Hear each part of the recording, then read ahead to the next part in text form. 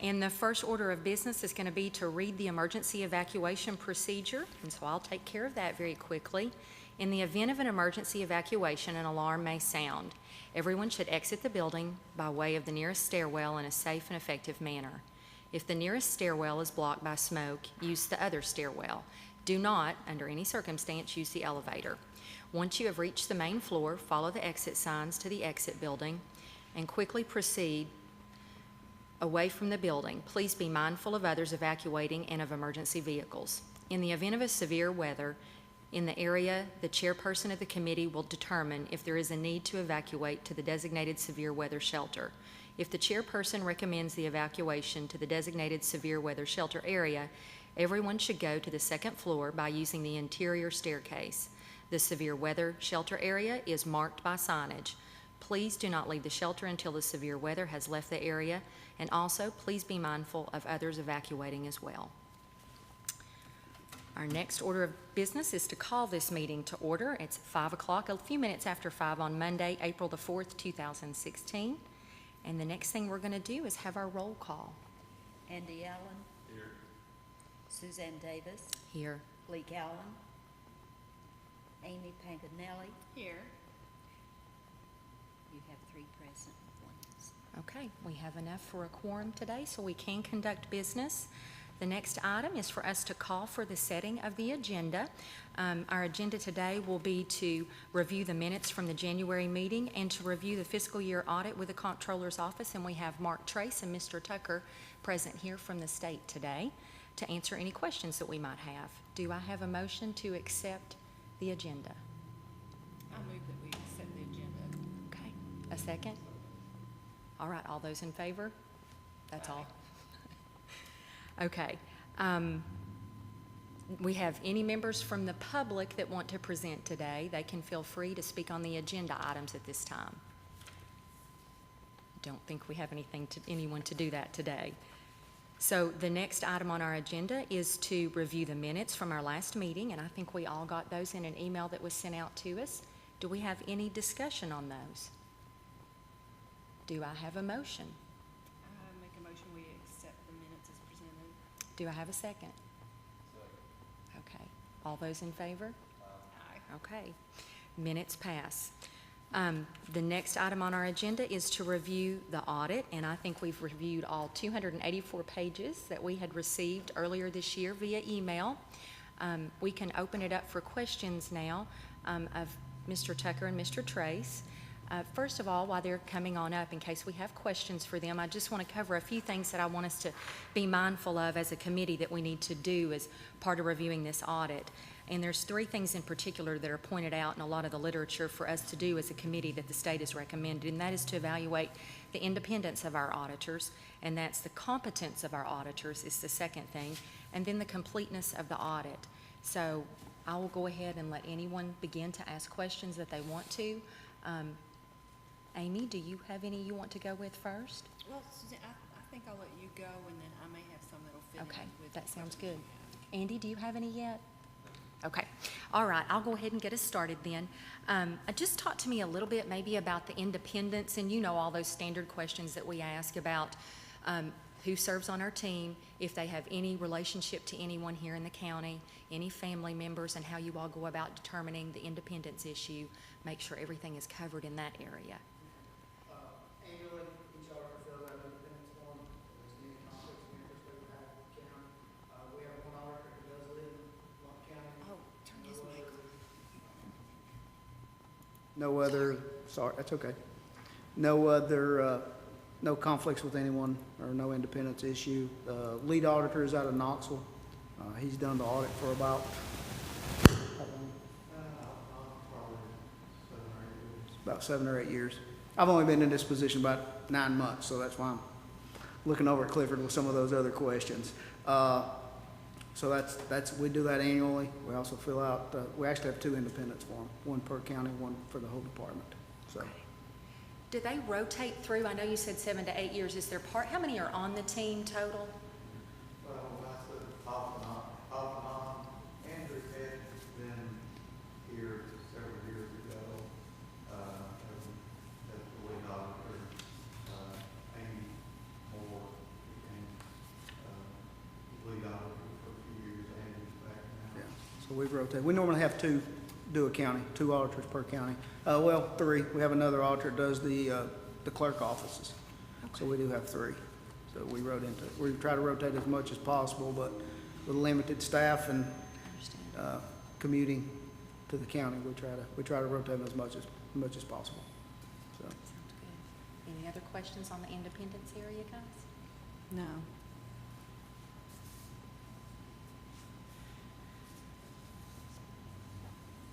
Let's go on to the competence area. This is actually pretty easy. I just want to clarify that we had a very clean audit, so there's really not any findings in the report. So this makes this process very simple for us. Okay. But when we discuss the competence of the auditors, there's some of the material that discusses having a fraud examiner and a government financial manager. Is that something that is offered in this audit process by the staff? It's a financial compliance audit, so we are aware of fraud. We do look for fraud as we go through the audit. During our risk assessment, we do look for fraud. We also, any calls that are made to the state's fraud hotline, we follow up with those, or they go to our investigative staff. We have a completely separate group of investigators that follow up with those. Andrew's a CPA that also performs the audit, as well as any supervisors or CPAs. So. While we're talking about the hotline, that is something we've been addressed to do as a committee. Is that something that you would recommend as a group of auditors, that we have a separate hotline, or is it something that we can continue to do through the state's hotline and sufficiently cover our needs? I think the state hotline would be sufficient. That's what most counties have adopted, Okay. is to report all fraud, waste, and abuse to it. Can you talk a little bit to us, and perhaps they know about this, but I do not, a little bit about how the hotline works? If, let's say, someone from Blount County calls in and reports something on the hotline, do we get notified as a committee, or do we have an obligation to contact someone at the state to see what those issues may be, if any? They don't normally contact the county or the audit committee. It goes through a process in Nashville, and depending on if it involves financial or if it involves the county itself or one of the entities of the county, it will go through a process, and they will decide who looks into it. Sometimes we'll assess the situation and say, yeah, there is something here. We need some additional assistance, and it will go to the fraud group then at that point, or the investigators. So. Are we allowed to have knowledge of that as a committee if there's anything of that nature going on in Blount County, or is that something we need to even concern ourselves with as an audit committee? Most committees do not concern themselves with it, but if you call, we can let you know if there is something out there. It's all, most folks do not give a name, so they keep it kind of confidential. So. Understood. Any questions in that area, guys? No. You all are an easy group. We've already talked about some of the issues. You covered them in the discussion about the prior audit experience and the relatives and where they live. We talked about the field staff being rotated already. And this is an assumption that is clear to me from looking at audit reports, but I just want to kind of talk a little bit about it for those who may not be familiar with it. And that's the fact that there were no findings in our audit. So the fact that it was complete is not at issue, which is something we are charged with as a committee. If there were findings of any kind, it is our job as a committee to investigate those and help resolve those findings and do what we can as a committee. But we have a crystal clear audit here in Blount County, and that's something to be proud of. Is there anything that you can share with us that we could do better as a committee to help in any form or fashion? Not that I'm aware of. The county should be proud. I think there was 5 in the state out of the 89 we audit. Oh, wow. So. That's wonderful. It's quite an accomplishment. We're very pleased with that. It makes our job much easier. I do not think I have any other questions at this time. I have one simple question. Okay. On here, it talks about, it's back on page 281, Okay. out of the 284 pages, that Blount County qualified as a low-risk auditee. What does that mean? For a low-risk auditee, as far as single audit requirements go, there's not been any material findings in the last 3 years. Okay. No question cost, so. Okay, so it's the historical. Historically. Okay. Yeah. If we were to have a material finding next year, you would not qualify as a low-risk auditee, and we'd have to do extended procedures on single audit. Okay. So. Can you talk a little bit more about that process, about determining where the risk lies in Blount County? Most risks rely on any counties at the cash collection points. Anywhere there's cash collected, all the clerk offices, any outside remote collection points. That's our highest risk areas that we always try to look into. The next highest risk area would probably be purchasing and then inventory, equipment, things of that nature. That's where most of the concerns are. Well, that might address another one of my questions I had in just looking through the report. I'm not used to seeing an individual's name called out in the report, but you actually named the new purchasing agent in your report, and there was a replacement, and I'm assuming that is wise because of the risk area that's there. Is that why they're named in the audit report? That's kind of our standard. Anytime there's a change in official, either an elected official or a finance director, purchasing agent, somebody that's required by statute, Okay. we will name those changes. So nothing special, just something No, standard you do at any time? Just standard. Yeah. Okay. Yeah. One thing to keep in mind, this new statute was passed last year. It requires each office to have an internal control policy, written internal control policy. Most counties already had controls. We would talk to the county, write those down to each office holder. New statute was passed last year. It requires them to have a written internal control process, so that's good. What is the deadline for that policy? June 30. Of this year, of Yeah. 2016, correct? Yeah. Is there anything that we can do as a committee recommended from the state to assist with that? No, at this point, I think most counties have been to the training. CTAS, County Technical Assistance Service, offered some training as well as some stuff that's on our website. So, and we've talked to counties about, we're going to follow up with them when we come back to start our interim procedures to see where they're at, how far along they are. So, Sounds good. Any more questions, ladies and gentlemen? I don't have any. All right, thank you very much. all righty, thank you. Okay, and now we can open it up for any public input for items that are not on the agenda. And I don't think we have anyone present to do that.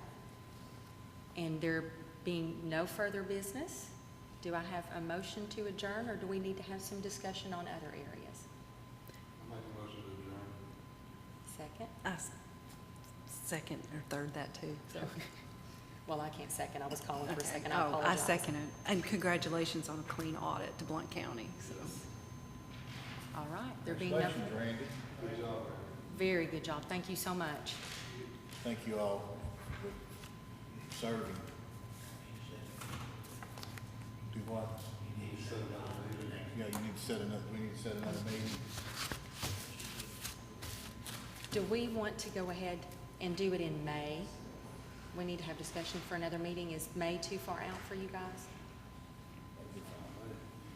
I'm an ex officio, I'm just here, I'm not actually. No, part I know of it, you're not. But I do want to be at these. And let's go ahead and we'll talk about, the question came up on if there is a report on fraud, and I know we kind of went by that. Is that something that this committee would want to know about, if there's something, if there is a report to the state on fraud, some type of fraud, is that something you all would like to know about, or is that something you'd let them? I think the only reason we would want to know about it is if it affects the audit. Which is kind of a catch-21, I understand, but, or catch-22, but Yeah. if it affects the audit, then yeah, I think we definitely need to know about it, but if it doesn't, or if it's before or during the work year, I think that there's professionals out there to handle that wouldn't affect our job. That's a committee. What do y'all think? I agree. Okay. I don't want to get involved. I'm not an Yeah. investigator. I just want to know That's right. if this report's not right by any degree. I just, We need to be aware. you'd asked the question, and I just thought if that was something you were interested in, I didn't want to lose it. If that was something that y'all would be interested in, for it to be reported to this committee, we could make sure that happened. If not, that's fine too. That's the. If there's anything to it, you're gonna find out about it soon Right. enough. That's what I figured. Yeah. If it finds merit, we're definitely going to know about it. Okay, we need to schedule a meeting in May. Do we have to have a set date today for certain? No, we can just say that we will have a meeting in May. Just And so we're we gonna can get it- cover- Just so we can get it publicized 5 Yes. days in advance. Absolutely. And I'm in town in May, so. We'll see what works with our schedules and see if we can't get a couple of other committee members present, and we'll go from there. And do a few other housekeeping items that are on our to-do list as a committee. And then we'll decide at that time how frequently we need to meet, Okay. especially since we're not charged with doing anything else. Okay. Thank you all very much.